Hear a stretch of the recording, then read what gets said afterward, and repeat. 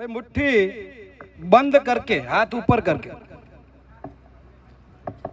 अंतिम छोर तक आवाज केवल इस मैदान में नहीं, पूरे गुजरात में गूंजनी चाहिए। जय जय श्री राम, जय श्री राम, हर हर महादेव, हर हर महादेव। मंचस्थ संत श्री प्रतापपुरी जी, जिनमें संतत्व और हिंदुत्व का अनोखा संगम है और हमेशा हिंदुत्व के लिए जो जागृति का कार्य करते हैं, ऐसे प्रतापपुरी जी महाराज के चरणों में नमन।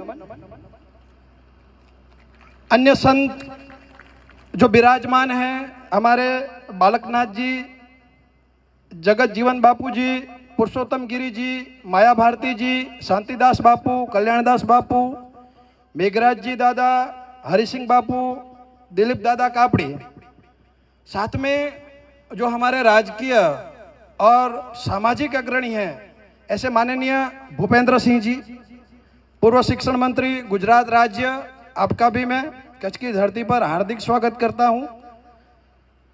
माननीय प्रद्युमन सिंह जी, हमारे इस एरिया के यशस्वी एमएलए साहब, जिनकी मृदु भाषा हर एक व्यक्ति को अपनी तरफ आकर्षित करती है। ऐसे ही हमारे कौशलेंद्र जी, जो हमारे हिंदू युवा संगठन के राष्ट्रीय महासचिव हैं। ऐसे ही यशस्वी माननीय रविंद्र सिंह भाटी जी, जो राजस्थान से पधारे हैं, उनका भी स्वागत है। उनके साथ तेजमाल जी, जो प्रमुख लखपत तालुका क्षत्रिय समाज है, और आप सभी यशस्वी क्षत्रिय समाज के वीर योद्धा। मैं जब यहाँ बैठा था तब आदरणीय प्रतापपुरी जी ये कह रहे थे कि कार्यक्रम थोड़ा जल्द करिए, कभी भी मौसम खराब हो सकता है। तो पूज्य बापू जी से कहना चाहूंगा कि जिस धरती पर आप विराजमान हैं, जिस धरती पर आपके सानिध्य का हमें लाभ मिला है, वह धरती इतनी पावनकारी है कि एक समय था जब खिलजी इस धरती को लूटने आया। एक अबड़ा अड़भंग जब तलवार लेकर खड़ा हो गया, आप सोचिए जितने दिनों तक उनका युद्ध चला, इस धरती पर बारिश की एक बूंद नहीं पड़ी। आज तो हजारों की संख्या में यहां अबड़ा अड़भंग बैठे हैं। आज मौसम खराब नहीं हो सकता। कच्छ की धरती, अबड़ा अड़भंग की धरती, कहीं ना कहीं इन क्षत्रिय योद्धाओं से, जिन्होंने धर्म हेतु अपना बलिदान दिया। आज हिंदी में बोलने का कारण यही है। मुझे पता है कि मैं भी, आप भी एक ही भाषा हम दोनों जानते हैं, किंतु जिस इतिहास को कहीं ना कहीं विश्व फलक के समक्ष, भारतवर्ष के समक्ष हम रखने में असफल रहे, उसका कारण कहीं ना कहीं हमारी भाषा रही। वीर अबड़ा अड़भंग एक समय था जब खिलजी राजस्थान की धरती को रौंदता हुआ कच्छ, सिंध के रास्ते से कच्छ में प्रवेश करना चाहता है। वो समय कैसा होगा आप सोचिए। क्षत्रिय क्या होता है? क्या केवल जाति होती है? क्या क्षत्रिय के घर में जन्म लेने से हम क्षत्रिय बन जाते? तो फिर उस कर्म का क्या जो भगवान राम ने निभाया, उस कर्म का क्या जो भगवान कृष्ण ने निभाया, और उस कर्म का क्या जो केवल ना राज का मोह था ना सत्ता का मोह था।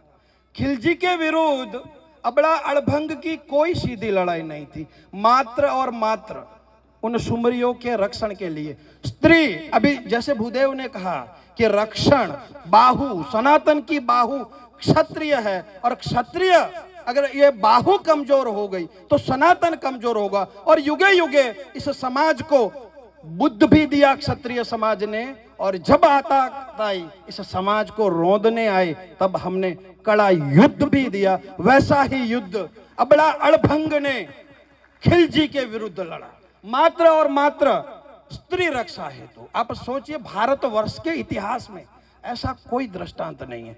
बिना किसी वैर भावना के मात्र स्त्रियों ने रक्षण की अपेक्षा रखी, और एक क्षत्रिय ने वचन दे दिया कि जब तक जीवित हूं कोई भी यवन आपको छू नहीं सकता, मृत्यु के बाद आपकी रक्षा ईश्वर करेगा। और इसी धरती पर 5000 योद्धाओं ने, आप सोचिए 5000 योद्धा 40,000 की यवनों की फौज के साथ भिड़ गए।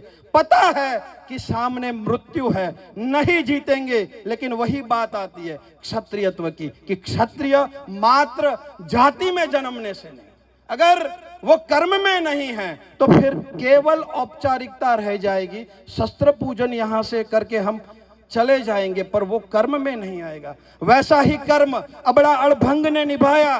5000 योद्धा न्योछावर हो गए केवल सनातनी परंपरा के रक्षण हेतु, क्षत्रिय परंपरा के रक्षण हेतु। आज जब हमने उनके चरणों को छुआ तो वही पल याद आ गए कि कैसा वो क्षत्रिय योद्धा रहा होगा, जिन्होंने मात्र क्षत्रिय धर्म निभाने हेतु अपने जीवन का बलिदान दे दिया। तो वर्तमान में उस परंपरा के वाहक आप सब हैं।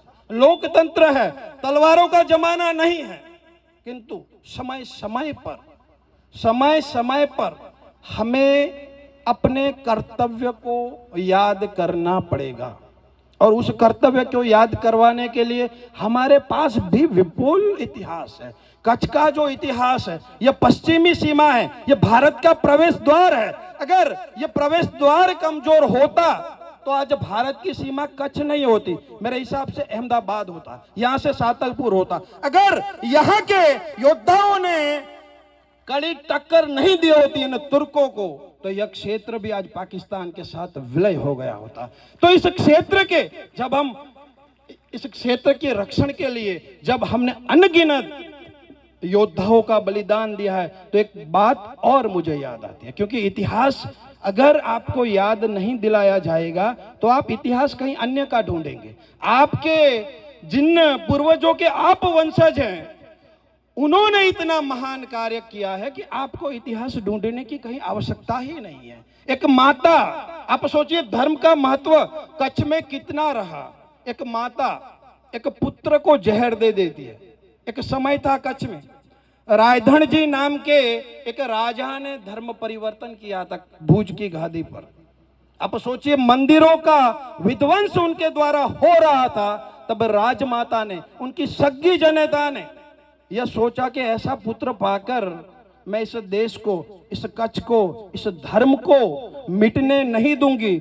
उस राजमाता ने आदेश दिया कि इसको जेल के अंदर डालो, और जेल में ही राजमाता ने जहर दिया और पुत्र ने जहर ग्रहण किया। क्या ऐसी माता इतिहास में आपको मिलेंगी? आपका इतिहास भी उज्जवल है, आपकी परंपरा उज्जवल है, किंतु वर्तमान में कहीं ना कहीं थोड़े जब हम निस्तेज हुए हैं, तो लोकतंत्र के अनुरूप युद्ध और बुद्ध, देखिए युद्ध जो है वह तलवारों वाला युद्ध नहीं, अब कर्म का युद्ध, और बुद्ध जो हमें संस्कार देता है, सामाजिक विकृतियों के विरुद्ध लड़ने की प्रेरणा देता है। इन दोनों को साथ लेकर हम जब चलेंगे, और जब आज दशहरा है, आज विजयादशमी है, भगवान राम ने अहंकार के विरुद्ध जो लड़ाई लड़ी, भगवान राम ने आतताइयों के विरुद्ध जो लड़ाई लड़ी, भगवान राम ने समाज को पवित्रता का, समानता का जो संदेश दिया, आज उसी दिन के उपलक्ष्य में जो हम शस्त्र पूजन कर रहे हैं, तो आज हम सबको संकल्प रहना चाहिए कि राम और श्याम हमारे अंदर बसे। केवल शस्त्र पूजन नहीं, उन शस्त्र और शास्त्र, याद रखिए क्षत्रिय के दो कर्तव्य हैं। भूदेव जब यहां से बोल रहे थे तो मुझे याद आया कि कहीं देश की हानि हो रही हो तो कोई भूदेव तलवार ना उठाए, तब उसके ऊपर प्रश्नार्थ चिन्ह खड़ा नहीं होगा, क्योंकि उनका काम है शास्त्रों का प्रचार, आप में वो ज्वाला जगाना कि देश के लिए आप समर्पण करें। पर जब क्षत्रिय शास्त्र और शस्त्र दोनों से दूर हो जाता है तो वो बिल्कुल निस्तेज हो जाता है, क्योंकि शास्त्र की जानकारी आपको संयम का, आपको संस्कारों का मार्ग देगी, और शस्त्र की जानकारी आपको इस देश के रक्षण हेतु प्रेरित करेगी। तो शास्त्र और शस्त्र दोनों के संस्कारों के साथ, हमारे पूर्वजों के इतिहास के साथ, और जैसे सनातन की बाहु हमें वेदों ने कहा है, शास्त्रों ने कहा है, आज भी उन बाहु को कमजोर होने नहीं देना है। राष्ट्र के विरुद्ध जितनी भी ताकतें उठती हैं, किसी के विरुद्ध हम बोलते भी नहीं है, ना हमारा समाज जाता है, किंतु जिस क्षत्रियत्व का हम वहन कर रहे हैं वर्तमान में भी, उस क्षत्रियत्व के अनुरूप हमें महाराणा प्रताप, शिवाजी और अबड़ा झाम की परंपरा को निभाते हुए इसी तरीके से समाज की रक्षा का दायित्व भी उठाना पड़ेगा और आपसी स्नेह रखना पड़ेगा। याद रखिए, जब बात राजनीति की आती है तो केवल राजनीति सामाजिक उत्थान या उद्धार का कारण नहीं बन सकती। जब तक समाज की अंतिम पंक्ति पर बैठे व्यक्ति तक समाज नहीं पहुंचता, तब तक उस समाज के चाहे सैकड़ों मिनिस्टर हो, चाहे सैकड़ों एमएलए हो, एमपी हो, समाज का उद्धार नहीं होता। इसका बहुत बड़ा दृष्टांत हमारे पास है पारसी समाज। भारत का पारसी समाज, मुझे नहीं लगता कि कहीं कोई पारसी एमपी या मिनिस्टर पारसी समाज में होगा वर्तमान में, फिर भी वो समाज आज सबसे आगे है, सबसे समृद्ध है। तो सामाजिक एकता किसी को डराने के लिए नहीं, किसी के ऊपर राज करने के लिए, लेकिन हमारा जो धर्म है उसके रक्षण हेतु सामाजिक एकता बनी रहे, और जो कहीं ना कहीं हमारे ऊपर समाज का विश्वास डगमगाया है, यहां सुनने की बात है, जो विश्वास डगमगाया है कि हम ये बोलते हैं कि कहीं दुकान हम लीज पर लेने जाते हैं, रेंट पर लेने जाते हैं, तो क्षत्रिय समाज का नाम सुनकर लोग थोड़े हड़बड़ा जाते हैं। तो यहां समझना है कि जिन्होंने अपने रजवाड़ों का दान कर दिया, आज उनको अगर दुकानें नहीं मिल रही है तो हमें अपने आप को यह प्रश्न करना पड़ेगा कि वह कौन सी ताकतें हैं जो रजवाड़ों को तो उन्होंने दे दिया, लेकिन आज भी किसी की दुकानों में मोहर रख रही है, किसी की जमीनों पर कब्जा कर रही है। ऐसी ताकतों की वजह से पूरा क्षत्रिय समाज जब बदनाम होता है तो ऐसे लोगों को चुनकर, उनको समझाकर हमें अपने समाज को बदनाम होने से भी बचाना पड़ेगा। क्योंकि क्षत्रियत्व केवल मैं आपके बखान करूंगा और जो हमारे अंदर अवदोष है उसको मैं नहीं कहूंगा, तो कहीं ना कहीं मेरी बात अधूरी रहेगी। आप सबको दशहरा की खूब खूब शुभकामनाएं। इसी तरीके से एकता बनी रहे, धर्म का रक्षण होता रहे, और दशहरा समिति को भी अनंत शुभकामनाएं कि आपने बहुत ज्यादा मेहनत करके यहाँ पर इतने ज्यादा क्षत्रियों को एकत्रित किया। आप सबको शुभकामनाएं। जय श्री राम।